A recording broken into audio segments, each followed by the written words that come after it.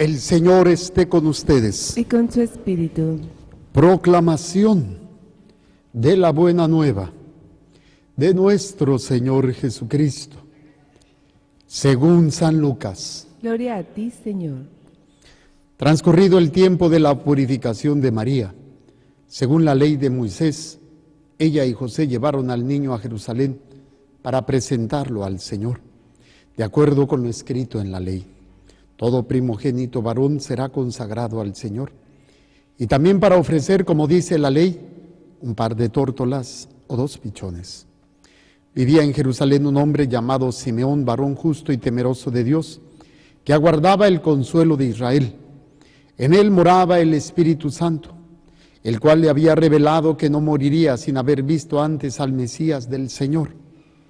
Movido por el Espíritu fue al templo, y cuando José y María entraban con el niño Jesús para cumplir con lo prescrito por la ley, Simeón lo tomó en brazos y bendijo a Dios, diciendo: Señor, ya puedes dejar morir en paz a tu siervo, según lo que me habías prometido, porque mis ojos han visto a tu Salvador, al que has preparado para bien de todos los pueblos, luz que alumbra a las naciones y gloria de tu pueblo Israel. El padre y la madre del niño estaban admirados de semejantes palabras. Simeón los bendijo y a María, la madre de Jesús, le anunció: Este niño ha sido puesto para ruina y resurgimiento de muchos en Israel, como signo que provocará contradicción para que queden al descubierto los pensamientos de todos los corazones. Y a ti una espada te atravesará el alma. Palabra del Señor. Gloria a ti, Señor Jesús. Por la lectura del Santo Evangelio, sean perdonados nuestros pecados. Amén. Con razón, y si esas voces de quién son, tomen asiento. A ver, el planteamiento de este día van a ser 2 momentos que se complementan, pero son importantes. El primero de ellos tiene que ver con la acción de las personas en nuestras vidas. Hay personas que nos marcan, o hay situaciones que nos marcan. Podríamos hablar un antes y un después de ciertas realidades que nos han hecho diferentes, mejores o peores personas, pero nos han marcado. A veces la ausencia o la presencia de alguien, la ausencia del padre o la presencia del padre o de los padres, una relación amorosa, la muerte de un ser querido, una injusticia, el éxito en una empresa, el ganarte una lotería. O sea, nos va marcando y nos van haciendo que nuestra vida tome una dirección, un camino diferente. Pero también esta realidad de tanto conocer a una persona, de tanto que estás conviviendo con esa persona, es más fácil que puedas entender el por qué hace las cosas. A veces es justificación, bueno, tiene este problema y esto. Y otras veces es valorar lo que hacen.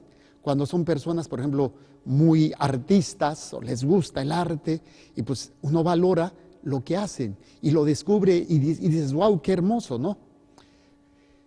Esto hay que aplicarlo a nuestra relación con Dios.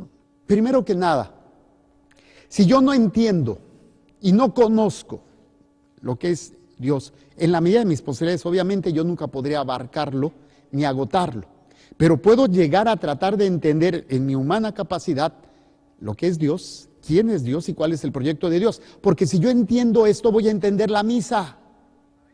El problema con nosotros es que no entendemos qué es la misa, y no me refiero a que sepamos los pasos, no me refiero a que sepamos que tiene una introducción, una preparatorio, luego liturgia de la palabra, penitencial, liturgia de la palabra, liturgia eucarística, comunión, y luego al final, y ya entendí la misa. No, o sea, si no conozco a Dios, no entiendo la misa, nunca la voy a entender. Y voy a venir, voy a participar, pero sin valorar, sin entender la trascendencia de cómo esta realidad tiene que afectarme, cómo tiene que marcarme. Entonces, hay un elemento muy interesante. Primero que nada, Dios es trinitario. Y hay una unidad maravillosa en esta Trinidad. Padre, Hijo y Espíritu Santo. Es una unidad. Pero el problema aquí es que si no lo entiendo, no voy a entender las partes de la misa. De hecho, ¿cómo empezamos la misa? En un acto trinitario, en el nombre del Padre, del Hijo y del Espíritu Santo. El Kyrie eleison, el Señor ten piedad 3 veces. Por la Trinidad, el gloria, gloria al Padre, gloria al Hijo, gloria al Espíritu Santo. Las oraciones que hace el sacerdote, a veces las dirige al Padre, a veces al Hijo, pero termina en unión con el Padre, con el Hijo y el Espíritu Santo. O sea, siempre es trinitario, siempre. Y hay que entender esto, ¿por qué? Porque todo lo que hacemos tiene que ir dirigido al Padre, por el Hijo, en el Espíritu. Explico. La meta es el Padre. Por el Hijo. El único camino es el Hijo. Y la manera de poder caminar en eso es a través de hacerlo en el Espíritu Santo. Por eso decimos que toda la celebración de la misa tiene que ser hacia el Padre, por quién lo hago, por qué camino ando, que es el Hijo. En el Espíritu, o sea, quien me mueve es el Espíritu Santo. Es el que me va a guiar en mis decisiones. Ese sería lo que trato yo de explicar cuando meditamos la Lectio Divina, el primer paso de la Lectio Divina, que es invocación al Espíritu Santo. ¿Qué es invocar?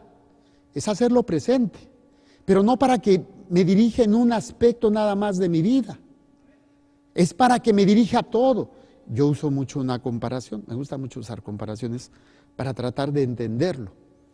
Tengo mi carro descompuesto, se lo voy a llevar al mecánico. Pero el mecánico nada más va a arreglar mi carro, no va a arreglar toda mi vida. No se va a meter en cómo gasto mi dinero, a dónde me voy de viaje, si tomo o no tomo, cómo educo a mis hijos, si me caso o no me caso. Oye, tú dedícate nada más a arreglarme mi carro. ¿A ti qué te importa todo lo demás? Eso es lo que hacemos con Dios. A Dios le digo, arréglame esto, pero no te metas en todo. No se lo digo, pero es lo que hago. No lo dejo que actúe en todos los ámbitos de mi vida. Solamente en un aspecto, ay, arréglame esto, ay, ayúdame en esto, ay, que se solucione este problema. Pero invocar al Espíritu Santo, acuérdense, para el Padre, dirigido al Padre, por el Hijo, en el Espíritu Santo. Quiere decir que yo le voy a entregar, o voy a permitir que el Espíritu Santo me dirija, me guíe, no solamente en lo que quiero, sino también cuando no quiero hacer las cosas. Es dejarme guiar por Él. Y todo esto lo encontramos en la misa. Todo esto, toda esta realidad trinitaria es maravillosa.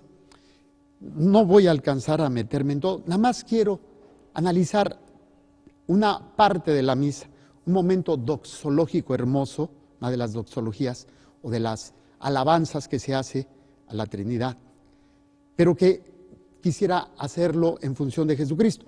¿De dónde viene esto? De lo que nos dice la primera carta del apóstol San Juan, ¿sí? De la primera lectura, de San Juan, que es la primera carta.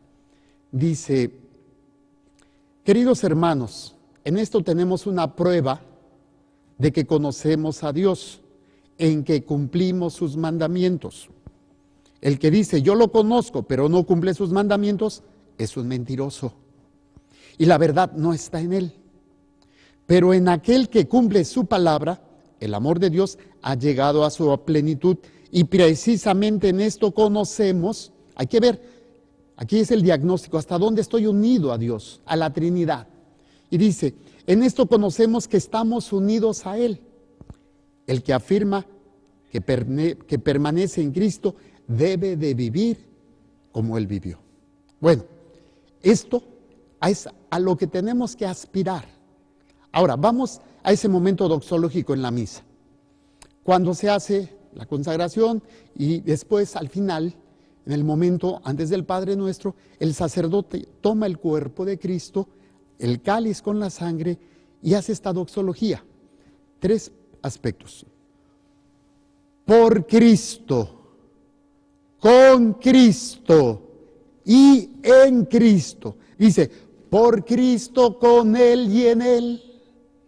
3 cosas para un crecimiento espiritual. 3 cosas. Dijimos, Todo es al Padre, por el Hijo, en el Espíritu. Vamos a ver estas tres preposiciones. Por Cristo. ¿Qué significa? Que todo lo que hago, lo hago por Cristo dirigido al Padre. Y esto lo hago en la misa, pero cuando lo entiendo, se trasciende afuera, en la calle, en mi diario vivir. Todo lo que hago, lo hago por Cristo. Como una persona que está enamorada, ¿por quién lo hace? Pues por su amor, ¿sí o no?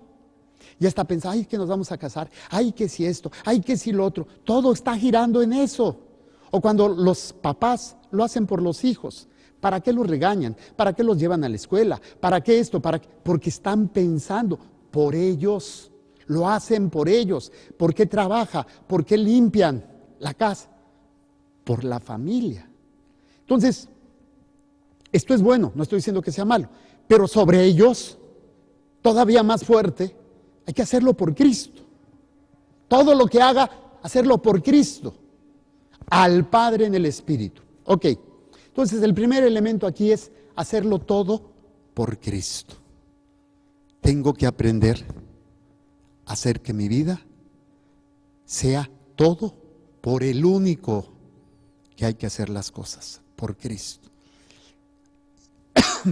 Esto nos lleva a tratar de estar pensando en Él. Ok, esto que estoy haciendo, ¿será agradable a Él? ¿Será de acuerdo a lo que Él me pide? Es difícil, ¿eh? Es difícil hacerlo más cuando no lo conozco, más cuando no lo amo, más cuando es nada más el mecánico que arregla mi carro, o es cuando el médico que me cura la enfermedad, o es cuando el que va a arreglar mi matrimonio, o es el que va a solucionar el problema en mi hijo, que es lo que muchas veces tenemos a Dios así, que no es lo mismo hacerlo todo por Él. Primer elemento. Cuando logro empezar a hacer las cosas por Él, paso al segundo momento, con Él. Ya no lo hago solamente por Él, camino con Él. O sea, a todos lados lo hago con Él. Él me acompaña, Él está conmigo. Aprendo y llevo una realidad que es más grande todavía. O sea, ya no solamente lo hago por Él, sino que sé que Él está caminando conmigo. Llevo a esa realidad, esa presencia, como cuando, pues, repito, trato de compararlo con realidades humanas. Claro, en nuestra relación con Dios, pues es muchísimo más que una realidad humana, pero para que lo entendamos, ¿no?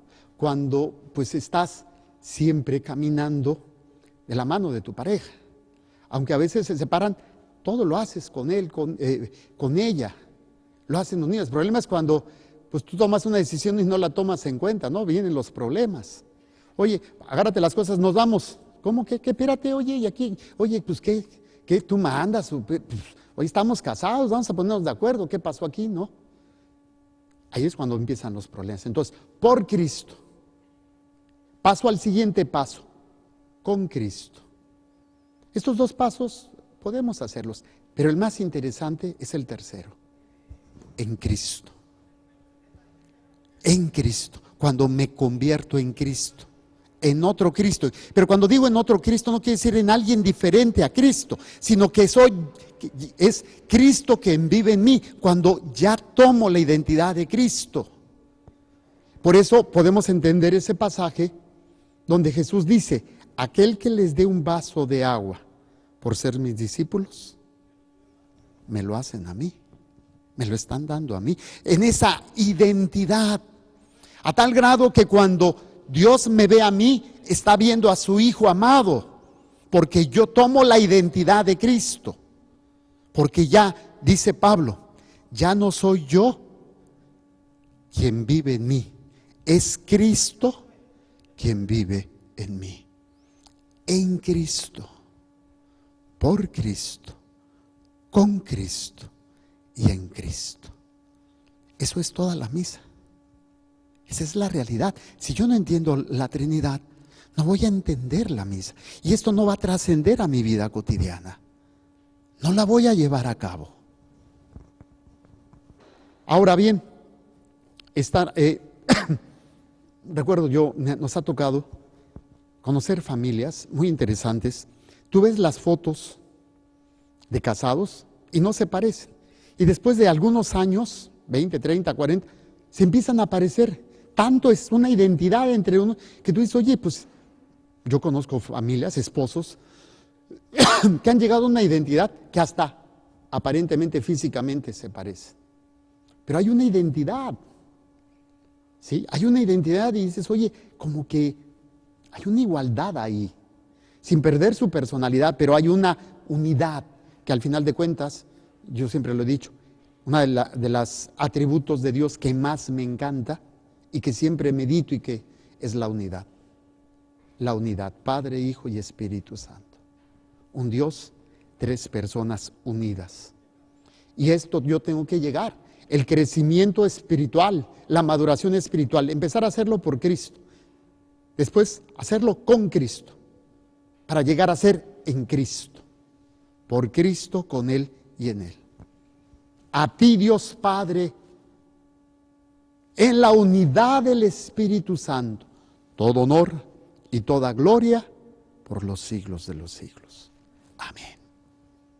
Ese es el acontecimiento que nos marca. Ahora, ese sería el primer momento. Segundo momento, ¿qué necesito para llegar a eso? Una de las cosas más difíciles nos los va a presentar Simeón. Simeón nos plantea, o le plantea a la Virgen María, algo que hay que meditarlo. Fíjense, Simeón es un hombre de oración, se le ha prometido que no va a morir sin conocer al Mesías, al Salvador. Lo ve y da gracias a Dios. Dice, Señor, ya puedes dejar morir en paz a tu siervo, según lo que me habías prometido, porque mis ojos han visto a tu Salvador, al que has preparado para bien de todos los pueblos, luz que alumbra a las naciones y gloria de tu pueblo Israel. Pero aquí viene la parte interesante. El padre y la madre del niño estaban admirados de semejantes palabras. Simeón los bendijo y a María, la madre de Jesús, le anunció: este niño ha sido puesto para ruina y resurgimiento de muchos en Israel, como signo que provocará contradicción, para que queden al descubierto los pensamientos de todos los corazones. Una de las cosas importantes para poder llegar a ser por Cristo, en Cristo, por Cristo, con Cristo y en Cristo, es entrar en la contradicción que es Jesucristo para nosotros. Jesucristo viene a ser punto de purificación porque marca una pauta de lo bueno y de lo malo.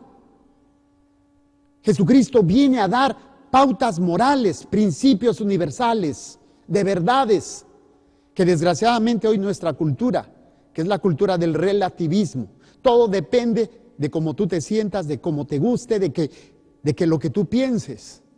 Imagínense, dicen, cada cabeza es un mundo. ¿Cuántos mundos sabemos aquí? Para lo que para ti es bueno, para mí es malo, pero todo es relativo, ¿no? Aquí el planteamiento es, Cristo viene a juntar, a hacer un proceso de choque en nuestras vidas, de lo que yo creo, lo que yo quiero, de lo que a mí me parece bueno y lo que Él dice que es bueno. Viene a dar esa pauta de lo bueno y de lo malo, de lo que me ayuda a alcanzar esa plenitud a la cual he sido creado. Por eso Jesús marca una pauta, porque tiene un objetivo, tiene una meta. Las pautas morales, principios morales, los mandamientos, el perdón a mis enemigos, el amor a mis enemigos, el servicio, la entrega, el sacrificio, tiene un objetivo, la vida eterna, la salvación. No solamente allá, después de la muerte, tiene un objetivo aquí, la plenitud de mi ser como ser humano, ser capaz de llegar a la plenitud, al máximo para el cual he sido creado.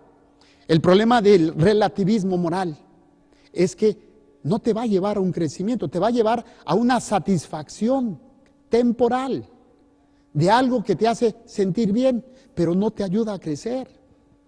Entonces Jesús viene a hacer esa contradicción y ese proceso de purificación. Que Jesús entre en nuestras vidas no es algo bonito, No es algo emocional. Es una friega que te pone porque te cuestiona. Porque saca a relucir, y lo dice, para que queden al descubierto los pensamientos de los corazones. Y esto, por más que no queramos, es una contradicción, es un sufrimiento. Es la única manera de poder llegar a ser por Cristo, con Cristo y en Cristo, que lo dice la primera lectura. San Juan, el que afirma que permanece en Cristo debe de vivir como Él vivió. Él no tuvo celulares, Él no tenía computadoras, Él no tenía carros, pero hay principios que se aplican: el amor, el perdón, el servicio. En el relativismo, o en el problema del relativismo, ¿no? Lo bueno se llama malo, lo malo se llama bueno. Ya no hay un límite, todo depende con el color que aunque tú lo veas. El problema, ¿a dónde me lleva? ¿Cuál es el objetivo de esta realidad?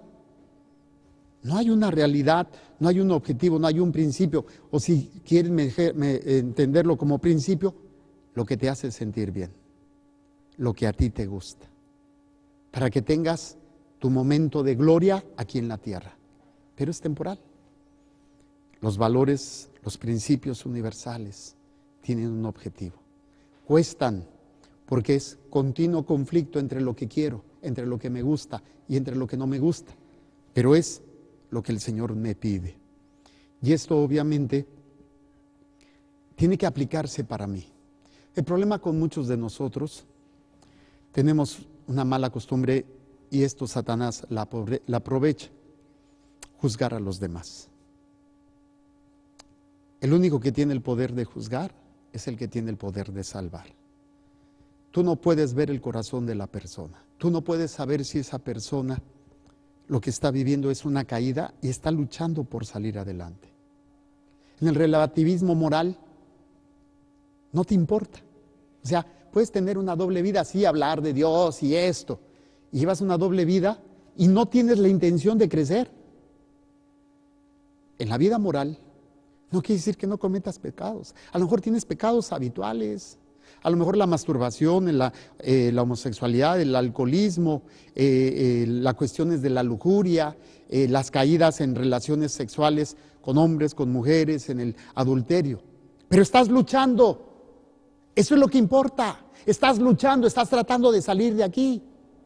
Pero ¿quién te ve? ¿Quién conoce tu corazón? Nadie. Lo único que vemos, esta persona que cayó, por ejemplo, en el pecado del adulterio, pero está luchando por salir de esa realidad. Y esta persona que cayó en el pecado del adulterio, pero no le importa. No le importa, no le interesa. ¿Cuál es la diferencia? Tú no ves ninguna diferencia. Lo único que ves tú es el hecho de lo que se hizo.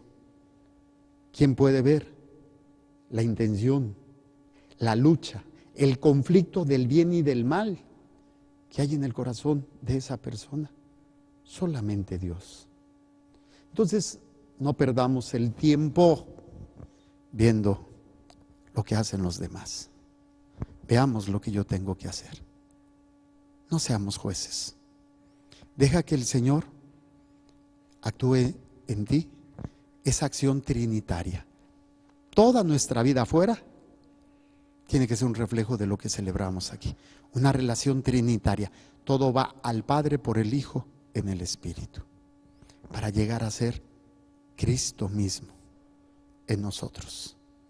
Para que cuando las palabras hermosas que vamos a oír en la Epifanía o en el bautizo de Jesús: este es mi Hijo muy amado, en quien yo me complazco.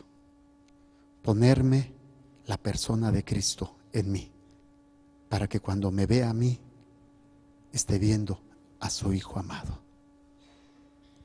Pidámosle a Dios ser esos hombres y mujeres que vivamos la misa allá afuera, la misa trinitaria, del Padre, del Hijo y del Espíritu Santo. Y estar preparados para el conflicto, para la contradicción que Dios va a ir haciendo en la persona de Cristo. Ya nació. Ahora, en la medida que Él crezca en ti, va a generar ese conflicto. Pero no lo utilices para juzgar al otro. Utilízalo para vivir tu fe. Y a los demás, deja que sea Dios quien los juzgue. Presentamos el pan y el vino y las intenciones que hay en el corazón de cada uno de ustedes.